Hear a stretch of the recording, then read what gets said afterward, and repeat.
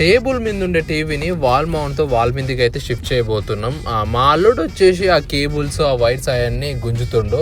So మేమేం చేసినామంటే ఒక అమెరికన్ అయితే ఈ పని చేయడానికి అయితే పిలిచినాం. అతను వచ్చేసి అయితే $75 per hour ఛార్జ్ చేస్తాడు. ఈ వర్క్ వచ్చేసి మాత్రం అతను 30 minutesలోనే ఫినిష్ చేసిండు.